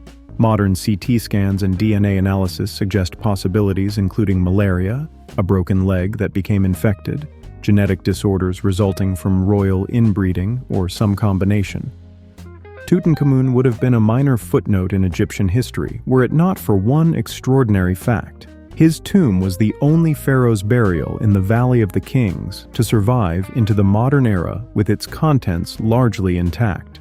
When British archaeologist Howard Carter discovered the sealed entrance on November 4, 1922, the treasures inside, the golden death mask, the nested coffins of gold, the thousands of artifacts, sparked a worldwide sensation that became known as Tutmania. Steve Martin even wrote a comedy song about him decades later. King Tut became the most famous pharaoh in history, not because of what he accomplished in life, but because of what he left behind in death. A reminder that sometimes legacy is determined not by what you do, but by what survives you. From the ancient world, let's return to modern America and one of the most troubling chapters of the 1990s. Fort Worth, Texas, Shannon Rosehill Memorial Park. This is where Lee Harvey Oswald is buried. It's an odd entry on our tour, to be sure, but Oswald's grave is one of the most visited and most controversial burial sites in the country, and his story belongs in any comprehensive conversation about people who died young. On November 22, 1963, Oswald assassinated President John F. Kennedy from the 6th floor of the Texas School Book Depository in Dallas. 2 days later, while being transferred between jails, Oswald was shot and killed on live television by nightclub owner Jack Ruby. He was 24 years old. No cemetery in Dallas would accept his body, and the funeral was attended by a handful of reporters who served as pallbearers because no one else volunteered. He was eventually buried at Shannon Rosehill under a marker that simply reads Oswald. The original headstone, which included his full name and dates, was stolen in 1967 and later sold at auction. Whatever your feelings about Lee Harvey Oswald, and feelings run strong, his grave is a reminder that even the most infamous deaths are, in the end, just a name on a stone. Let's leave controversy behind and visit a story of pure, heartbreaking injustice. Washington National Cathedral in Washington, D.C., one of the most majestic houses of worship in America, is the final resting place of Matthew Shepard. In October 1998, Matthew, a 21-year-old student at the University of Wyoming, was lured from a bar in Laramie by two men who pretended to be gay. They drove him to a remote area, robbed him, tied him to a split-rail fence, beat him mercilessly, and left him to die in the freezing October cold. A passing cyclist found him 18 hours later, still tied to the fence, barely alive. He never regained consciousness and died 6 days later at a hospital in Fort Collins, Colorado. He was 21 years old. Matthew's murder ignited a national conversation about hate crimes against LGBTQ Americans, and eventually helped spur the passage of the Matthew Shepard and James Byrd Jr. Hate Crimes Prevention Act in 2009, signed into law by President Obama. For 20 years after his death, Matthew's ashes were held by his family because they feared his grave would be vandalized. In 2018, they were interred in the crypt of Washington National Cathedral, the same cathedral that has hosted state funerals for presidents. It was a fitting final honor for a young man whose death helped change a nation's conscience. Let's return to the world of music for our next stop. Stuart Sutcliffe is a name that most people don't immediately associate with the Beatles, but without him, the band might never have existed, at least not in the form we know. Sutcliffe was a talented art student at the Liverpool College of Art who befriended John Lennon. At Lennon's urging, Sutcliffe bought a bass guitar and joined the band in 1960, when they were still called the Silver Beatles. He was by most accounts not a particularly skilled musician, but he had style: the dark sunglasses, the moody stare, the James Dean haircut that the other Beatles would later adopt. During the band's early residences in Hamburg, Germany, Sutcliffe fell in love with German photographer Astrid Kircher. He eventually left the band to pursue his art studies in Hamburg, but Stuart began suffering from severe headaches and episodes of collapse. On April 10, 1962, he died of a cerebral hemorrhage in Hamburg. He was 21 years old. His body was cremated. Stuart Sutcliffe never lived to see his former bandmates become the most famous group in the world, but his contribution to their visual identity, the moody cool, the leather jackets, that iconic hairstyle, was enormous. From the music world, let's visit a story that needs no introduction for anyone who has ever heard the song Tears in Heaven. On March 20, 1991, 4-year-old Connor Clapton, the son of rock legend Eric Clapton, fell from the 53rd floor of a Manhattan apartment building after a housekeeper left a window open while cleaning. The boy had been staying with his mother, Italian actress Lori Del Santo, at a friend's apartment in the Galleria condominium on East 57th Street. He died instantly. Connor was Clapton's only son at the time, born after years of personal struggles with addiction and loss. The grief-stricken Clapton channeled his devastation into songwriting, and with lyricist Will Jennings composed Tears in Heaven, a gentle, aching ballad that asked, "Would you know my name if I saw you in heaven?"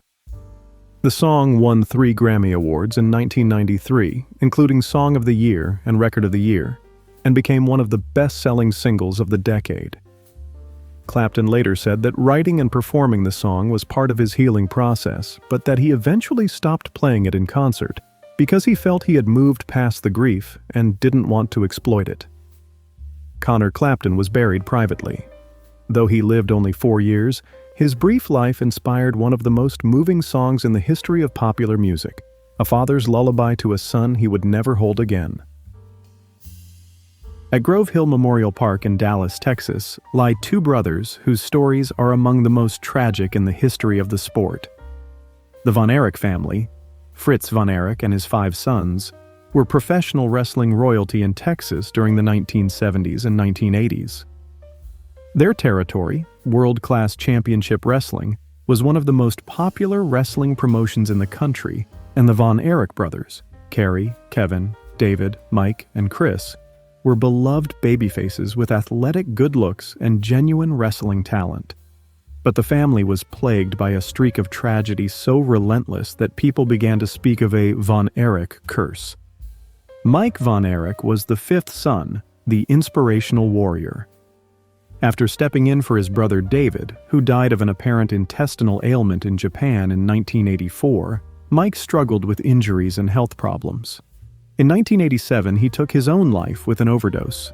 He was 23. His younger brother, Chris Von Erich, the smallest of the brothers, was unable to match the success of his siblings due to asthma and a slight build. Frustrated and grieving, Chris ended his own life in September 1991. He was 21. They rest together here at Grove Hill, alongside their brother David. The entire Von Erich family was inducted into the WWE Hall of Fame in 2009. Let's leave Texas and head to New Jersey, where at Riverview Memorial Park in Medford rests who built a massive following online, posting cover songs and original music that showcased an astonishing vocal range. She auditioned for Season 6 of The Voice in 2014, joining Team Adam Levine, and finished third. Her star was rising, and she seemed destined for a long career. On June 10, 2016, after performing a concert at the Plaza Live venue in Orlando, Florida, Christina was signing autographs in the lobby when a man named Kevin James Loibel walked up and shot her at point-blank range. Her brother Marcus tackled the shooter, who then took his own life. Christina Grimmie was 22 years old. She was buried at Riverview Memorial Park in Medford, New Jersey. Her death, which occurred just 2 days before the Pulse nightclub shooting in the same city, was somewhat overshadowed by that larger tragedy. But for the millions of young fans who had followed her journey from bedroom YouTube videos to national television, the loss was devastating. Let's head back to the Los Angeles area now for a pair of child stars whose stories, taken together, illustrate the particular cruelty Hollywood can inflict on its youngest performers. Anissa Jones. If you watched television in the late 1960s, you remember her as Buffy on the CBS sitcom Family Affair, a show about a bachelor uncle raising his brother's 3 orphan children. Buffy, with her pigtails, her little doll Mrs. Beasley, and her adorable lisp, was one of the most beloved child characters on television. But when the show ended in 1971, Anissa struggled to find work. Like many child actors, she found the transition from childhood fame to teenage anonymity excruciating. On August 28, 1976, Anissa Jones died of an overdose that the coroner's office described as one of the most massive they had ever encountered, a combination of cocaine, PCP, quaaludes, and barbiturates. She was 18 years old. Her body was cremated. The cute little girl with the rag doll, gone at 18. It's a story that has been repeated too many times in Hollywood, and Anissa was one of the earliest and most heartbreaking examples. Now for a young actor whose death became a defining moment of the early 1990s, and who, unlike many on our tour, rests without a permanent marker. River Phoenix was one of the most gifted young actors of his generation, and perhaps the most unlikely movie star you could imagine.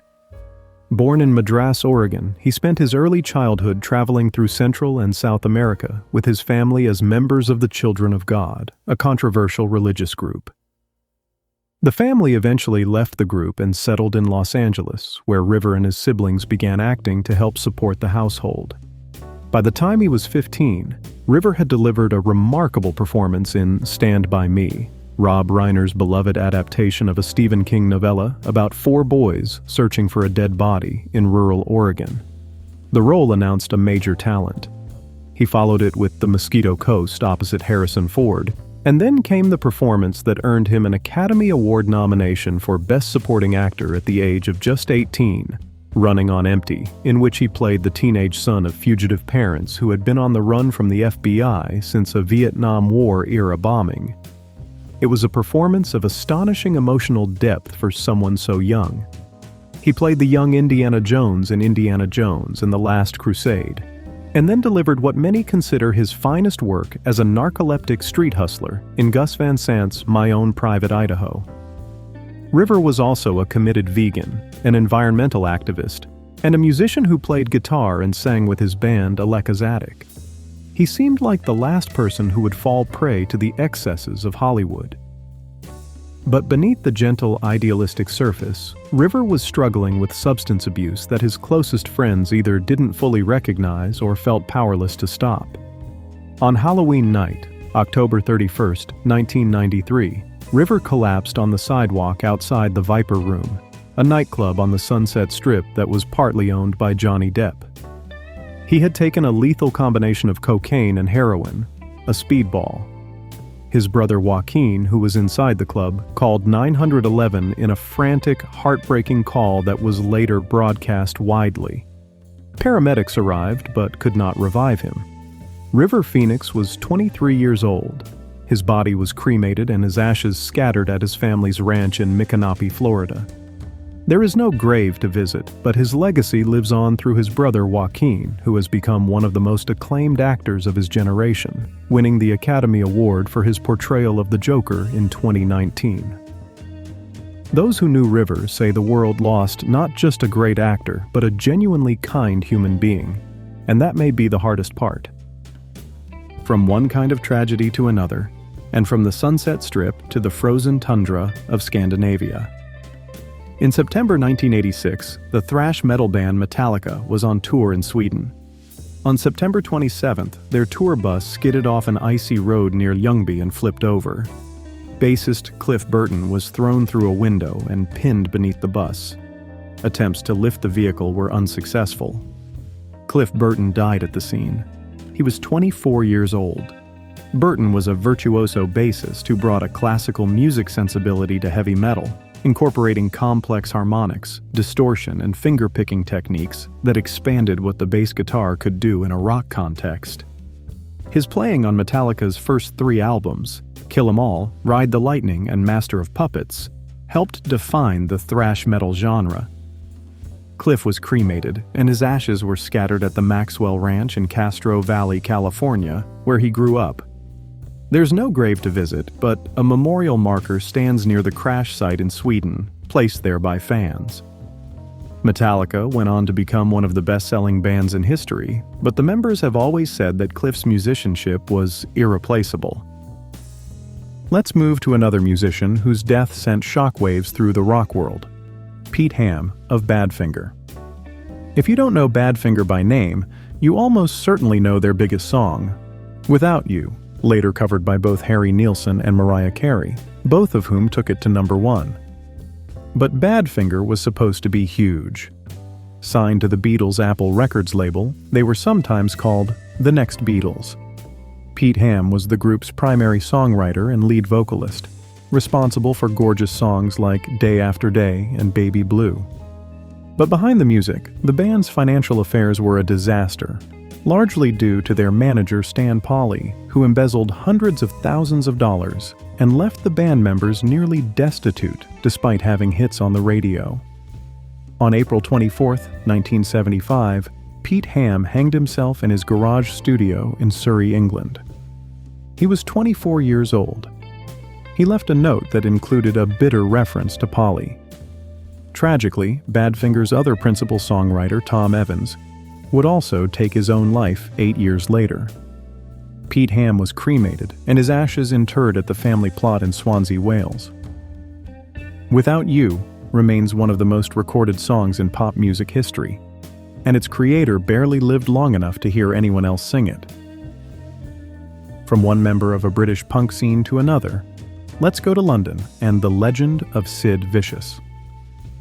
Born John Simon Ritchie, Sid Vicious was the bassist for the Sex Pistols, the band that detonated punk rock in the United Kingdom. He replaced original bassist Glenn Matlock in early 1977 and quickly became the visual embodiment of punk, sneering, snarling, spiky-haired, and dripping with safety pins. The truth was, Sid could barely play his instrument. He was brought in for his look and his attitude, not his musicianship. But with the Sex Pistols, image was everything. The band's chaotic reign lasted barely 2 years before imploding during an American tour in January 1978.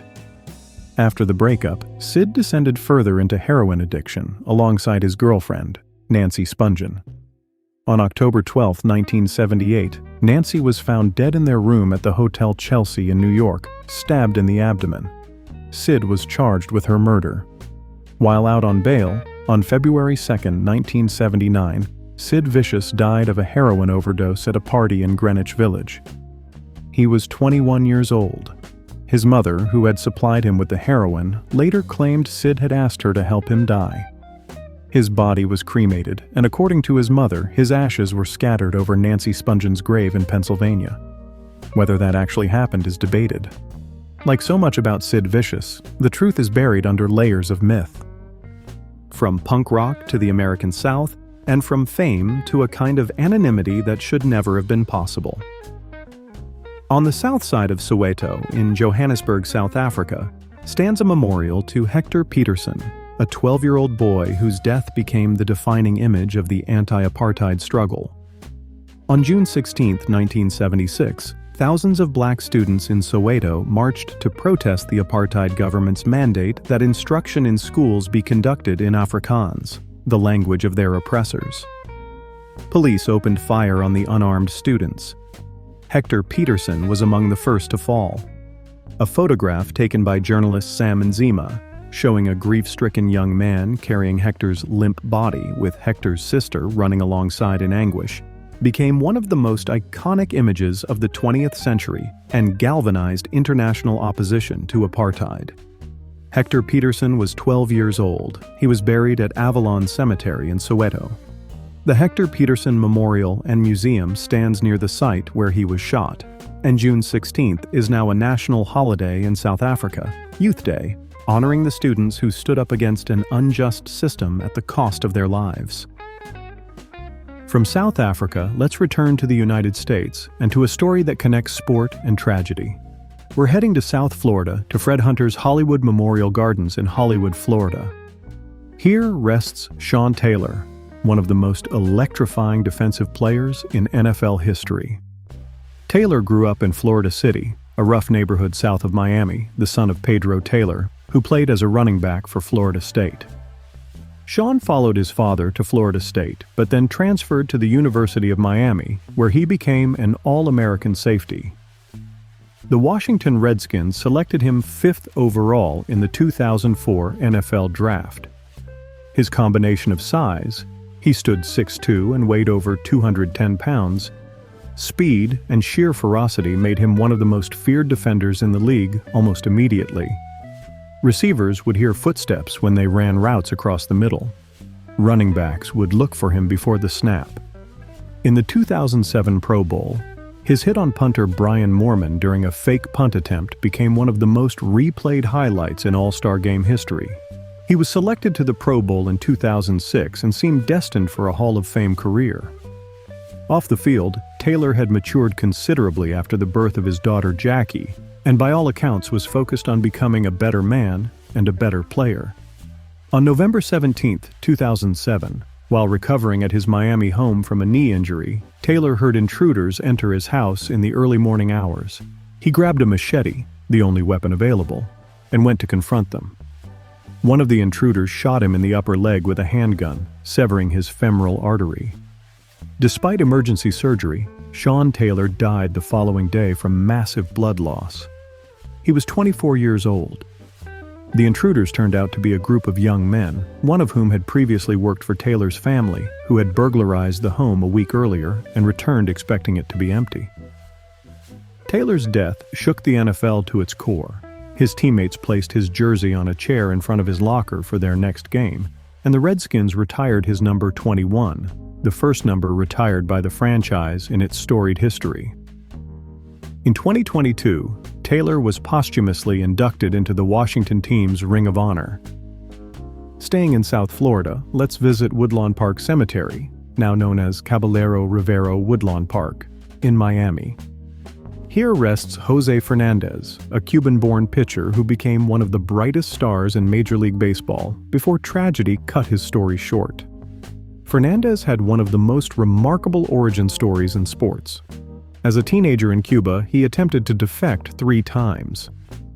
During his 3rd attempt, his mother fell overboard from the smuggling boat, and Jose, who couldn't see her in the dark water, dove in and saved her life without realizing it was his own mother until he pulled her to safety. He eventually made it to the United States, settled in Tampa, and was drafted by the Miami Marlins in 2011. By 2013, he was named National League Rookie of the Year, dazzling fans with a blazing fastball, a devastating curveball, and a joyful, infectious personality that was unlike anything baseball had seen in years. He was a 2-time All-Star and seemed destined for superstardom.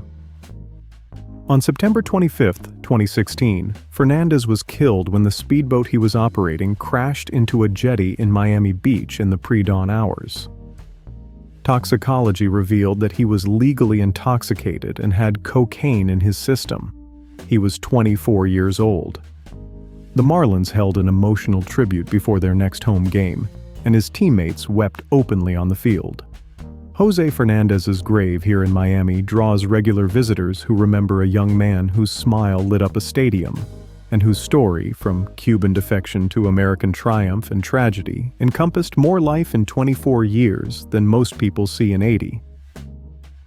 Let's change settings completely and visit a story that challenges our notion of what it means to die too young in a very different way. In Lancaster County, Nebraska, at Lincoln Memorial Cemetery, rests Brandon Teena, born Tina Renee Brandon, a young transgender man whose murder in 1993 brought the plight of transgender Americans into the national spotlight in a way that nothing had before. Brandon grew up in Lincoln, Nebraska, and from an early age identified as male despite being assigned female at birth. In his late teens and early 20s, he began living openly as a man, introducing himself as Brandon to new acquaintances. He moved to the small town of Falls City in the remote southeast corner of Nebraska, where he made friends, dated women, and was accepted by the community as the charming, good-looking young man he presented himself to be. But when two local men, John Lauder and Tom Nissen, discovered that Brandon was transgender, the acceptance turned to violent rage. On Christmas Eve 1993, they cornered Brandon, assaulted him, and raped him. Brandon reported the assault to the Richardson County Sheriff, who responded with questions so insensitive and dismissive that the interview itself became evidence of institutional failure. The sheriff took no meaningful steps to protect Brandon or arrest his attackers. 1 week later, on New Year's Eve, 1993, Lauder and Nissen broke into the farmhouse where Brandon was staying with friends, Lisa Lambert and Philip Devine. They shot and killed all three. Brandon Teena was 21 years old. Both Lauder and Nissen were convicted. Lauder was sentenced to death, Nissen to life in prison. The 1999 film Boys Don't Cry, starring Hilary Swank in an Academy Award-winning performance, brought Brandon's story to the world and helped shift public attitudes toward transgender rights. It remains one of the most powerful films about identity and prejudice ever made. And Brandon's story is now taught in university courses on gender studies and criminal justice across the country. From the plains of Nebraska, let's take a sharp turn to Brooklyn, New York, and a story that dominated the evening news for weeks in the spring of 1997. Christopher Wallace, known to the world as the notorious Big or Biggie Smalls, was one of the biggest names in hip-hop, a genre that by the mid-90s had become impossible for even casual news watchers to ignore. Even if rap wasn't your kind of music, you likely remember the headlines about the East Coast-West Coast rivalry that turned the music industry into something resembling a gang war. Wallace was the East Coast's biggest star, a Brooklyn-raised storyteller with a deep, commanding voice and an unlikely gift for making street poetry sound like high art. His one and only album released during his lifetime, Ready to Die, went quadruple platinum. On March 9, 1997, just 6 months after his former friend and rival Tupac Shakur was gunned down in Las Vegas, Wallace was shot and killed in Los Angeles while sitting in an SUV at a traffic light. He was 24 years old. His murder, like Tupac's, has never been solved. After a funeral procession through the Brooklyn streets where he grew up, covered live by news helicopters and watched by millions, Wallace was cremated and his ashes given to his family. There is no grave to visit, but his story remains one of the most dramatic and troubling chapters in modern American music. From Nebraska, let's travel to Russia, to the Peter and Paul Cathedral in St. Petersburg, the traditional burial place of Russian emperors. In a side chapel marked by a separate memorial rest the remains of Grand Duchess Anastasia Nikolaevna of Russia, the youngest daughter of Tsar Nicholas II. Anastasia grew up in extraordinary privilege: the Romanov palaces, the imperial yachts, the summers at Livadia in Crimea. But by all accounts, she was a lively, mischievous girl who resisted the stiff formality of court life. She was known for her pranks, her sharp wit, and her stubbornness. When the Russian Revolution swept the Romanovs from power in 1917, the family was taken into captivity, first at the Alexander Palace, then at a governor's mansion in Tobolsk. and finally at a merchant's house in Yekaterinburg called the Ipatiev House. There, in the early morning hours of July 17, 1918, the Bolsheviks who had been guarding the family roused them from sleep and led them into the basement. The family was told they were being moved for their safety. Instead, a squad of executioners opened fire. Nicholas, his wife, Alexandra, and all 5 of their children, Olga, Tatiana, Maria, Anastasia, and the hemophiliac Tsarevich Alexei, were killed, along with their physician and 3 servants. The bodies were hastily disposed of in a mine shaft, then moved and buried in a wooded area outside the city. Anastasia was 17. For decades afterward, rumors persisted that Anastasia had somehow survived the massacre. The story captivated the world. Several women came forward claiming to be the lost Grand Duchess, most famously Anna Anderson, a woman pulled from a Berlin canal in 1920 who spent 6 decades insisting she was Anastasia. Her claim was eventually disproven by DNA evidence in the 1990s. The remains of the imperial family were discovered in 1991, and after extensive forensic analysis, including DNA comparison with living relatives of the Romanovs, including Prince Philip, Duke of Edinburgh, were interred with full state honors at the Peter and Paul Cathedral in 1998. The last 2 remains, believed to be Anastasia and Alexei, were found separately in 2007 and identified through mitochondrial DNA testing in 2009, finally closing the book on one of the 20th century's most enduring mysteries. Anastasia's story has inspired films, books, plays, and the beloved 1997 animated feature that bears her name. Let's return to the American folk and roots music tradition now, with a story from the Canadian wilderness that sounds almost too strange to be true. Taylor Mitchell was a rising folk singer-songwriter from Toronto who was just 19 years old and touring in support of her debut album, For Your Consideration. On October 27, 2009, while hiking alone on the Skyline Trail in Cape Breton Highlands National Park in Nova Scotia, she was attacked by 2 coyotes. It was one of the rarest events imaginable. Fatal coyote attacks on adult humans are almost unheard of. Hikers found her and called for help, but her injuries were too severe. Taylor Mitchell died the following day. She was 19 years old. She was cremated, and a memorial was established in her honor by the Canadian folk music community. Her mother, Emily Mitchell, asked that no harm come to the coyotes in retribution, saying her daughter would not have wanted that. It's a story that stays with you. A young musician at the very beginning of her career, taken by nature in a way that nobody could have predicted. From the wildness of Nova Scotia, let's come back to the urban landscape and to another child star whose life went terribly wrong. Trent Lehman was a child actor best known for playing Butch Everett on the NBC sitcom Nanny and the Professor, which ran from 1970 to 1971. Like many child actors of that era, Trent found the transition from on-screen fame to ordinary life excruciating. Work dried up, and he struggled through his teenage years. On January 18, 1982, Trent Lehman was found dead, having taken his own life. He was 20 years old. He was laid to rest at Valhalla Memorial Park in North Hollywood. His story is one that has been repeated too many times in the history of Hollywood child stardom, a system that lifts children into the spotlight and then drops them without a net. Let's lighten the tone slightly with a historical figure whose story, while brief, is touched with glory. We return to the young man who never heard the fame that followed him. Duncan Edwards was a footballer, a soccer player, in American parlance, from the English Midlands town of Dudley.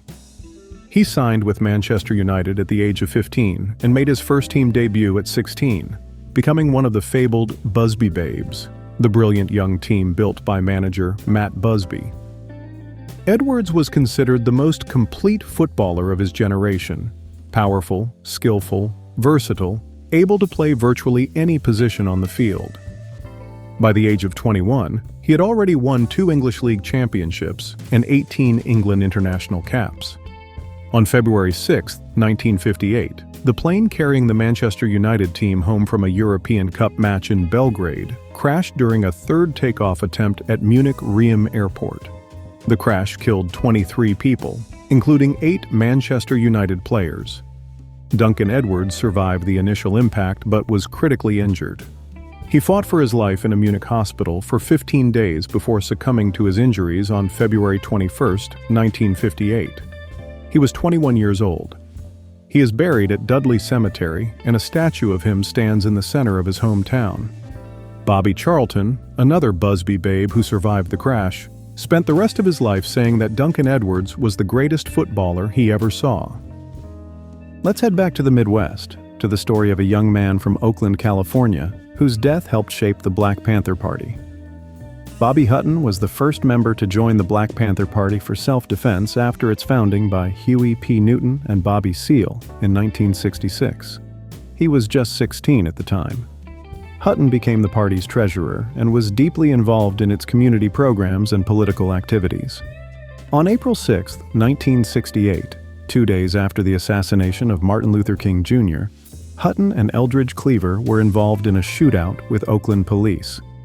After a 90-minute standoff, Hutton surrendered. According to eyewitnesses and the Panthers, Hutton had stripped to his underwear to show he was unarmed. He was shot and killed by police as he emerged. Bobby Hutton was 17 years old. His death deepened the rift between the Black Panthers and law enforcement and became a rallying cry for the party.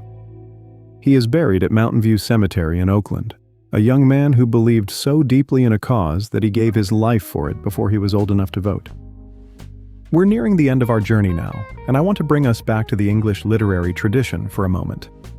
Thomas Chatterton was a poet from Bristol, England, who is sometimes called the first romantic, not because he wrote love poetry, but because he embodied the romantic ideal of the tortured young genius decades before Wordsworth and Coleridge came along. As a teenager, Chatterton created an elaborate literary forgery, producing a body of poetry that he attributed to a fictional 15th-century monk named Thomas Rowley. The Rowley poems were extraordinarily accomplished for someone so young, and for a time they fooled many of the leading literary figures of the day. When the forgery was exposed, Chatterton was humiliated.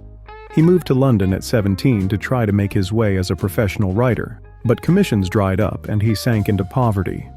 On August 24, 1770, Thomas Chatterton poisoned himself with arsenic. He was 17 years old. He was buried in a pauper's grave at Shoe Lane Workhouse in London. Though largely forgotten by the general public, Chatterton became a posthumous hero to the Romantic poets. Keats dedicated Endymion to him, Wordsworth called him the marvelous boy, and a famous painting by Henry Wallace immortalized his death scene. He remains a symbol of wasted genius. And now, for our final stop. We have traveled across centuries and continents, from the pharaohs of Egypt to the rappers of Brooklyn, from the battlefields of France to the sidewalks of the Sunset Strip. We visited 60 lives, each one cut short before the age of 25, each one leaving behind a mark that the years have not erased. For our closing, let me bring us back to where we started, to the Heartland, to a name that symbolizes everything this tour has been about. We return to James Dean, not to repeat his story, but to stand once more at that simple headstone in Park Cemetery, Fairmount, Indiana, and think about what it means. Dean was 24 when he died on that California highway.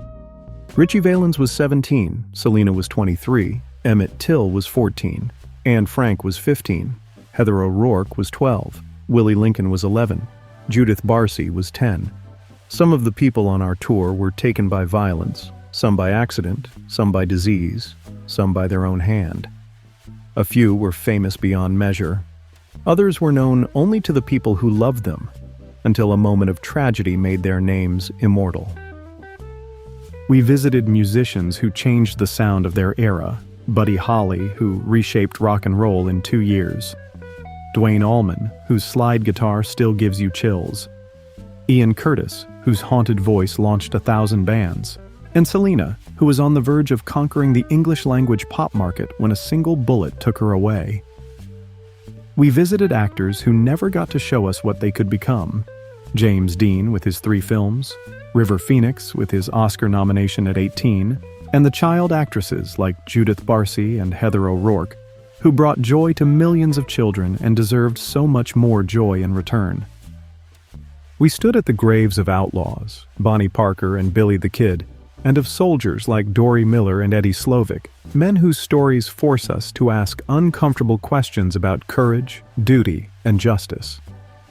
We visited historical figures: Pocahontas, who died far from the land of her birth; Joan of Arc, who was burned for hearing voices that turned out to be right; Philip Hamilton, whose death in a duel foreshadowed his father's; and Anastasia Romanoff, whose fate sparked a century of rumors and legends. And we stood at the graves and memorials of young people whose deaths changed the world in ways they could not have imagined. Emmett Till, whose open casket forced America to confront the reality of racial violence. Anne Frank, whose diary became the conscience of a century. Matthew Shepard, whose murder helped rewrite our hate crime laws. And Hector Peterson, whose death photograph brought down an empire of apartheid. What connects them all is potential, that aching, unanswerable sense that there was more to come. More music to write, more roles to play, more games to win, more words to put on paper. That potential, frozen forever at 17 or 22 or 24, is what draws us to their graves. We don't visit these places to mourn. We visit them to remember, and in remembering, to carry their stories forward to the next person who needs to hear them. Thank you for walking this road with us. Until next time, take care of yourselves, and take care of each other. Good night.